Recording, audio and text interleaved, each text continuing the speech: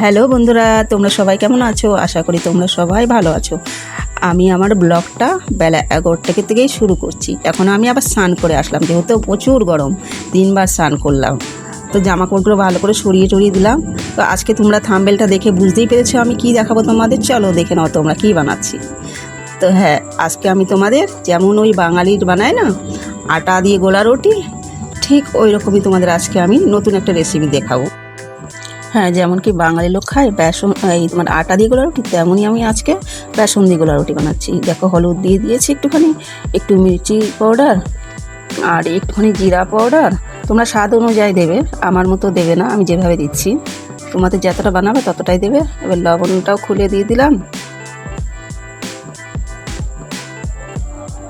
তারপরে একটুখানি পরিমাণ মতো জল দিয়ে ওটাকে ভালো করে গুলিয়ে নিতে হবে, একদম গাঢ় গাঢ় করে, পাতলা করবে না, আর একটু ঢেকে রাখবে।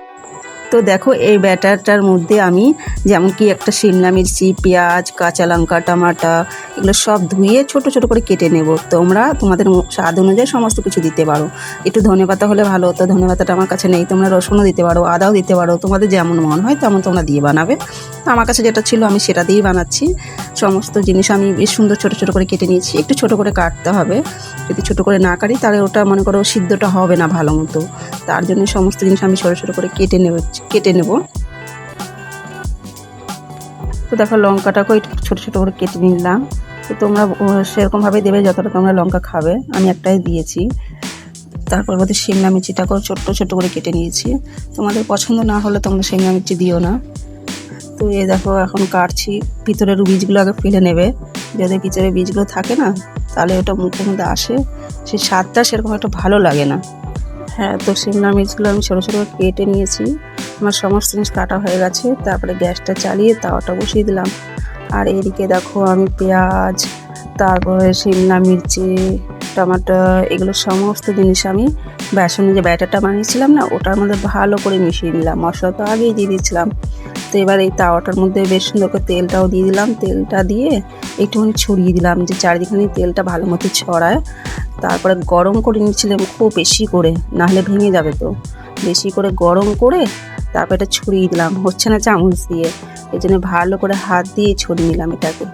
তো এপাশ ওপাশ তেলটা করে দিলাম। তো একটুখানি দেখলাম হয়েছে কি হয়নি। তো দেখলাম না, ঠিক ভালো মতো উঠছে, ভাঙছে না। আর একটুখানি তেল দিয়ে দিলাম। তেল দিলে হবে কি, যখন আমি এটাকে পাল্টাবো না তখন ওটা ভাঙবে না, এই জন্য তেলটা দিতে হয়। তো ভালো করে চেপে চেপে একদম যেন কাঁচা না থাকে তো ভেজে দেখো নামিয়ে দিলাম। তো আরেকটা ওভাবেই আমি বানিয়ে নিচ্ছি, তোমাদের দেখাচ্ছি। তো দেখো, হাত দিয়ে এটাকে ভালো করে ছড়িয়ে দেখছি নিচের দিকে লাগছে তো না, পুড়ে তো যায়নি, না পুড়ে যায়নি। তো ভালো করে এটাও বানিয়ে নিয়েছি, বানিয়ে দেখো নামিয়ে নিয়েছি। এবার তোমাদের আমি খেয়ে দেখাবো তো কেমন লাগবে। দেখো, এটা সস নিয়ে নিয়েছি। তো এবার খাচ্ছি, বা বেশ সুন্দর লাগছে। তোমরাও এরকম করে বানাতে পারো, বানিয়ে বাচ্চাদের টিফিনে দিতে পারো। তো এখন 12:30 হয়ে গেছে, যেহেতু মেয়েকে স্কুল থেকে নিয়ে আসতে যাব। তো মেয়ের জন্য বানিয়ে রেখে দিয়েছি, আর আমি ঘরটা তালা দিয়ে চললাম মেয়েকে এখন স্কুল থেকে নিয়ে আসতে। 12:30টার সময় ছুটি হয়ে যায়, তো তার আগে খানিকক্ষণ আগে যেতে হয়। তো আমি তালা দিয়ে বেরিয়ে পড়লাম। ছেলে আছে আমার পিছনে পিছনে ক্যামেরা ধরে, তা নাহলে তোমরা বলবে যে ক্যামেরাটা কে ধরেছে, তুমি তো আগেই চলে যাচ্ছ। তো দেখো, ছেলে আমার পিছনে বেশ সুন্দর ক্যামেরাটা ধরে ভিডিওটা বানাচ্ছে, আর আমি আমার মতো হেঁটেই যাচ্ছি আমাদের যে গলি আছে গলির রাস্তাটা দিয়ে। তো আমি একেও নিয়ে চলে এসেছি। ভিডিওটা তাহলে এখানে এন্ড করছি।